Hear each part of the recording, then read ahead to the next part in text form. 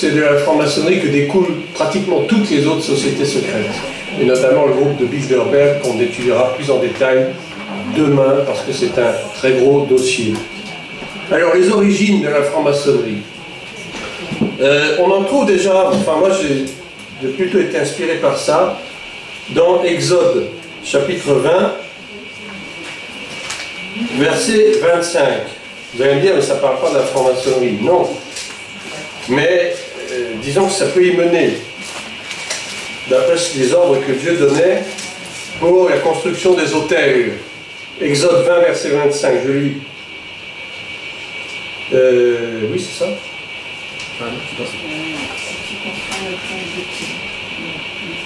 Je commence à 24. Tu m'élèveras un autel de terre sur lequel tu offriras tes holocaustes et tes sacrifices d'action de grâce, tes brebis et tes bœufs. Partout je rappellerai mon nom, je viendrai à toi, je te bénirai. Ah, verset 25.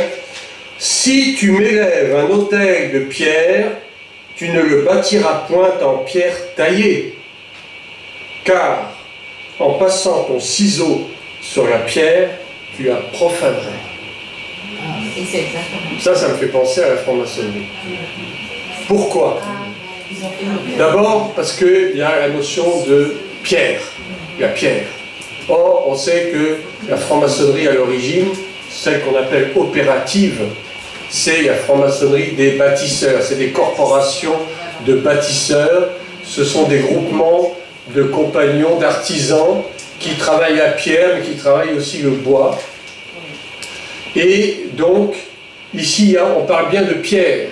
Et puis, il y a un deuxième élément qui a attiré mon attention, c'est le ciseau. Tailler la pierre avec un ciseau. Or, dans les instruments qui sont symboliques maintenant de la franc-maçonnerie, mais qui servaient effectivement à bâtir notamment les cathédrales autrefois, eh bien, on utilisait le ciseau à pierre. On utilisait également d'autres instruments, dont le compas, le fameux compas équerre, etc.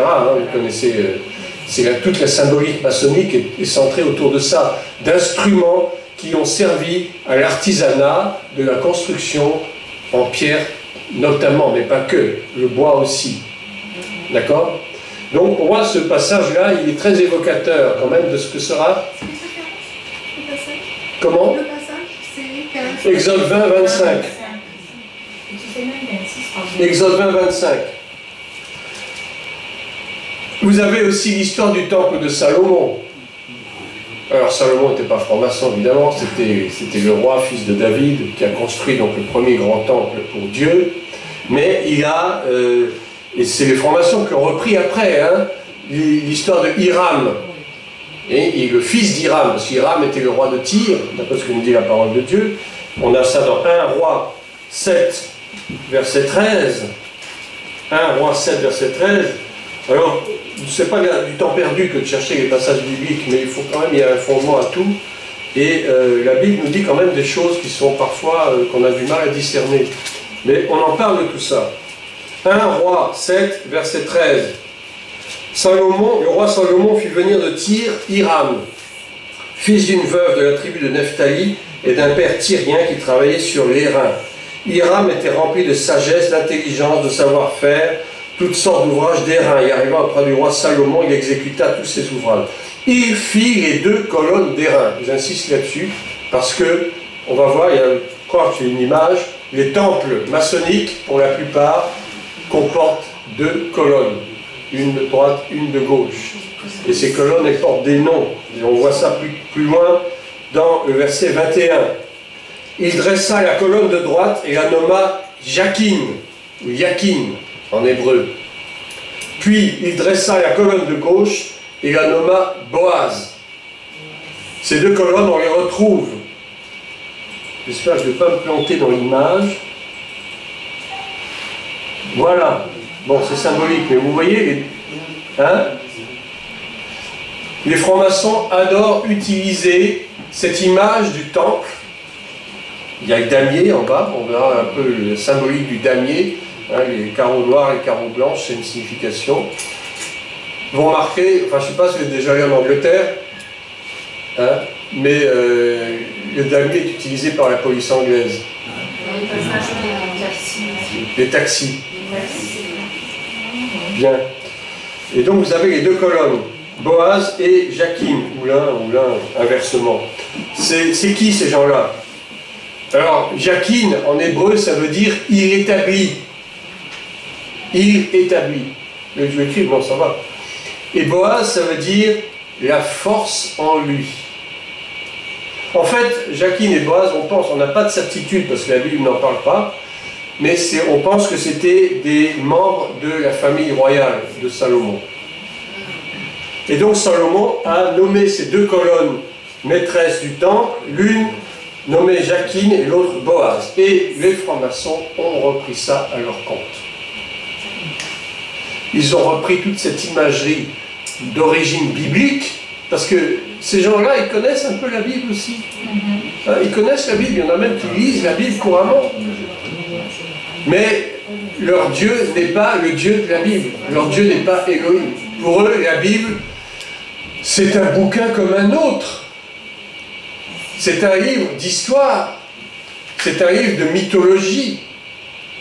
Et on verra aussi pourquoi la franc-maçonnerie utilise beaucoup la Kabbale juive, et le Talmud aussi, parce que c'est de la mystique. Or, la franc-maçonnerie, c'est une secte mystique, avant tout. Vous avez donc la franc-maçonnerie opérative, qui est donc celle, l'ancienne, qui n'était pas mauvaise en soi, c'était simplement une confrérie d'ouvriers, d'artisans qui se réunissaient et qui partageaient ensemble des secrets de fabrication. Parce que vous savez, pour bâtir une cathédrale, ça ne s'improvise pas. Hein, il y a des règles à respecter, notamment pour les ogives. Hein, il y a la clé d'ogive, ce qu'on appelle la clé d'ogive. Tout ça, c'est le fruit de calculs très savants, de calculs mathématiques. Et un homme initié ne comprend rien, il ne pourra jamais construire une cathédrale s'il ne connaît pas ses secrets de fabrication. Donc, vous avez Hiram, vous avez l'histoire des deux colonnes, et puis il se réclame d'un personnage qui s'appelle Tubal-Caïn. Vous savez qui est Tubal-Caïn? C'est un descendant de Caïn. Tubal-Caïn, si vous cherchez dans Genèse, alors je ne vais pas calculer, mais il me semble de la 6e génération. Bon, vous pourrez chercher chacun. Hein, si vous n'avez rien à faire ce soir, vous pourrez chercher. Tubal-Caïn est un descendant de Caïn, qui était donc un criminel. Exode 4, 22. Merci. Comment? Exode 4, 22. Exode 4, 22. D'accord. Exode 4, 22. Non, c'est pas ça. Si. Ah, Genèse, pardon. Genèse, pardon. Excusez-moi, Genèse. Alors. Pardon. Descendant de Caïn, à partir du verset 17. Caïn connut sa femme, elle conçut, enfanta Enoch. 1. 21. Enoch engendra Irad. Irad engendra Méhujaël. Méhujaël engendra Métusaël. Métusaël engendra Lémec. Lémec plus de femmes, etc. Ada enfanta Jabal. Et le nom de son frère était Jubal. Tubal-Caïn, voilà, 7e génération. Caïn était un criminel, donc il a engendré toute une génération de gens qui avaient du sang dans leur ADN. Ils n'étaient pas forcément des criminels, mais ils sont descendants d'un ascendant criminel. Et Tubal-Caïn était forgeron. Bizarre. Donc pour eux, ils ont pris ça à leur crédit, un forgeron. Donc c'est quelqu'un qui travaille le fer, c'est quelqu'un qui travaille les reins. Donc tout ça, ça les intéresse, parce que ça fait partie de l'ancienne maçonnerie, qui était une maçonnerie opérative, mais ils reprennent ça à leur compte, du point de vue symbolique, parce qu'évidemment, ils ne construisent plus de cathédrales aujourd'hui. Il n'y a plus de compagnonnage, comme il y en avait autrefois. Mais la franc-maçonnerie est devenue spéculative. Spéculative, c'est-à-dire qu'elle spécule. C'est une société qui se veut philosophique, qui fait éventuellement des œuvres de bienfaisance, des œuvres humanitaires. Alors évidemment, ils se cachent sous ce paravent, ils donnent beaucoup d'œuvres humanitaires. Vous avez des antennes comme le Rotary Club ou le Lions Club, qui sont dirigées par la franc-maçonnerie. Et dans ces Lions Club, Rotary Club, moi j'ai quelqu'un de ma famille qui fait partie du Rotary Club, qui est un chirurgien, un notable de la ville où il habite. Il en fait partie, mais il ne sait même pas. C'est moi qui lui ai dit, mais tu sais, tu es un truc qui vient de la franc-maçonnerie. Il était ébahi, il ne savait pas. Et il s'est désinscrit du jour au lendemain. Mais ils font des œuvres humanitaires parce que c'est un paravent facile. Ça cache la réalité. Et la plupart de ces sociétés secrètes, sans compter tous ces milliardaires comme M. BG, hein, Bill Gates par exemple, ils se cachent sous le paravent de l'humanitaire pour commettre tous ces forfaits abominables de vaccination de masse qui tuent, qui handicapent des milliers d'enfants.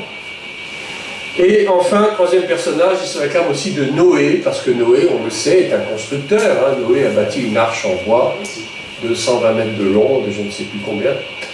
Voilà, donc il se réclame de ces personnages qui sont des personnages bibliques. Ils prennent ça à leur propre compte, alors qu'eux-mêmes ne croient même pas en Dieu pour la plupart. Vous voyez le culot quand même. Donc, les premières loges de la franc-maçonnerie sont apparues en fait en Écosse, au XVIIe siècle, les premières grandes loges européennes. Il y a eu des premières loges en Écosse qui pratiquaient ce qu'on appelle le rite écossais ancien et accepté.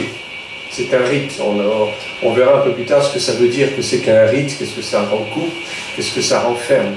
Le rite écossais ancien et accepté, c'est celui qui est le plus souvent adopté dans les loges européennes, et notamment françaises. Le Grand Orient de France est basé sur le rite écossais ancien et accepté, par exemple. Mais vous avez d'autres rites. Ensuite, vous avez, en 1736, il y a eu le chevalier de Ramsay, qui est un personnage, qui a, lui, il a fait remonter l'origine de la franc-maçonnerie aux croisés, à l'ordre des croisés, et après à l'ordre des Templiers. Tout ça, ça a une origine.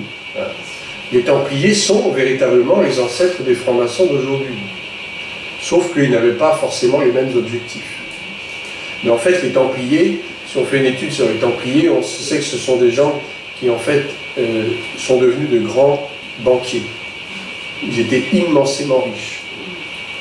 Ils étaient même partis à Jérusalem pour essayer de voler l'or du temple, qui avait été détruit, qui avait été incendié. Ils ont retrouvé de l'or dans les pierres. Incroyable. Ils sont devenus des grands banquiers, des grands usuriers. Alors, les caractéristiques de la franc-maçonnerie, c'est d'abord, ils se réunissent en loges. On appelle ça des loges. Et des groupements de loges s'appellent des obédiences. Et je l'écris au tableau, vous n'entendez pas. Une obédience recoupe plusieurs loges différentes. Voilà. Et donc, dans ces loges, à l'intérieur de ces loges, il y a des rituels. Des rites, ce qu'on appelle des rituels, c'est-à-dire des procédures, par exemple des procédures d'admission pour des nouveaux entrants. Alors ça, les nouveaux entrants, on ne rentre pas comme ça, on ne frappe pas à la porte, on vous dit entrez, c'est pas comme ça que ça se passe. En fait, c'est par cooptation. Cooptation.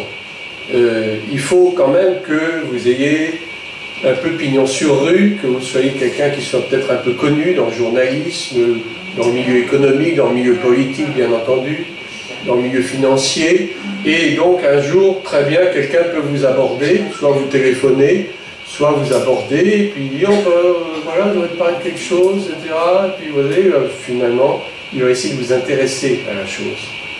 Mais par cooptation, c'est-à-dire que il va vous pousser à donner votre candidature, parce que finalement, ça va peut-être vous intéresser. Tu sais, c'est un truc, on discute de philosophie, on discute de ceci, c'est très anodin. Hein? Le diable aime bien se cacher sous des choses anodines. Et alors, la personne qui va peut-être se montrer intéressée, eh bien, on va lui dire, présente ta candidature, et puis on va coopter ensemble, on va délibérer, et voir si vraiment tu corresponds à nos normes, si tu corresponds à nos critères. Et si tel est le cas, eh bien, on va te recontacter un peu plus tard, et là, tu vas revenir et on va te faire passer tout un cérémonial d'initiation. Et un cérémonial d'initiation qui est en fait un cérémonial de mort. Peut-être qu'on verra ça peut-être plus en détail. Il y a tellement de choses à dire, je ne vais pas rentrer trop dans les détails non plus. Et ce même cérémonial d'initiation de mort, on le retrouve dans pratiquement toutes les sociétés secrètes. Et il y en a une particulièrement aux États-Unis qui s'appelle les Skulls and Bones.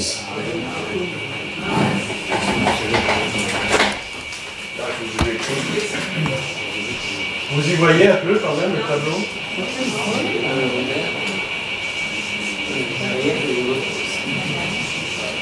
Pour les feutres plus épais. Vous voyez là ou pas? Skull, S-K-U-2-L-S, N, Bones, B-O-N-E-S, ça veut dire le crâne et les os. Et ils ont une très belle symbolique, la fameuse image du crâne avec les deux tibias entrecroisés. Je crois que je l'ai dans mes images, je vous la montrerai demain, parce que le temps de chercher, on perd trop de temps.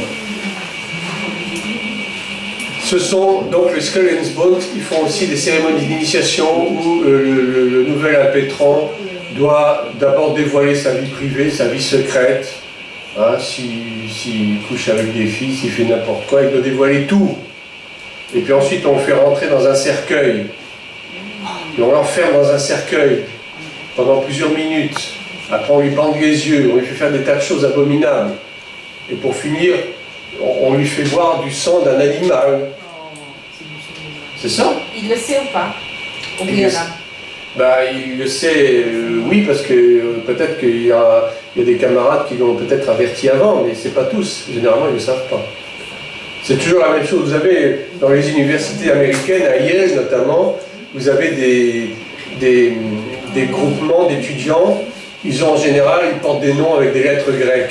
Il y a Alpha Omega, il y a Epsilon Zeta, enfin, des choses comme ça. Des fraternités. Ce sont des fraternités. Et ces fraternités, ils sont basés sur le rituel des Skulls and Bones. Et de cette fraternité sortent la plupart des futurs présidents des États-Unis, qui ont été initiés étant jeunes, à 20 ans, 25 ans, et puis qui vont suivre un cursus qu'on va leur imposer, on va leur donner beaucoup d'argent, on va les aider dans leur vie sociale, professionnelle, ils vont grimper aux plus hauts échelons de la société, et puis comme par hasard, un jour, on va les retrouver à la tête de la présidence aux États-Unis. Mais savez-vous qu'aux États-Unis, les démocrates et les républicains, c'est le même combat? C'est la même chose, il n'y a aucune différence. Ils font semblant de se battre, ils font semblant de s'opposer, mais c'est les mêmes. Et de toute façon, ils sont cooptés par avance. Et qui est à l'origine? Le groupe Bilderberg. Et dans le groupe Bilderberg, vous avez des gens qui viennent du Skull and Bones, vous en avez qui viennent du Bohemian Grove, qui est une autre société secrète sataniste, qui ont pour leur dieu Moloch, je vais tout dire, auxquels se sont rendus dans des réunions secrètes en Californie, même des chefs d'État français, et des hommes d'État français, je les citerai peut-être demain. Et tout ça, ce sont des rites initiatiques et qui vous promettent d'accéder aux plus hautes destinées de la société. Mais à quel prix? Parce que le prix à payer après, il est fort cher. Et ils passent tous par là, dès l'initiation. Presque. Il y a quelques exceptions. Ronald Reagan, par exemple, n'était pas franc-maçon. Il est le seul, mais oui, il y a des sacrés problèmes dans son gouvernement. Mais il a quand même gouverné avec les francs-maçons, il était obligé. Et lui-même n'avait pas été initié, il avait refusé. Ils sont pratiquement, il n'y en a aucun qui a refusé.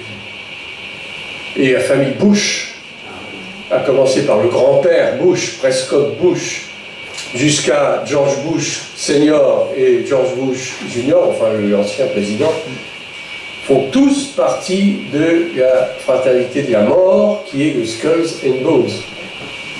De même que John Kerry qui s'opposait soi-disant à Bush dans les élections, il faisait partie de la même fraternité, vous voyez. Il faisait semblant de s'opposer, mais ils étaient du même bord. C'est comme ça. Il faut le savoir.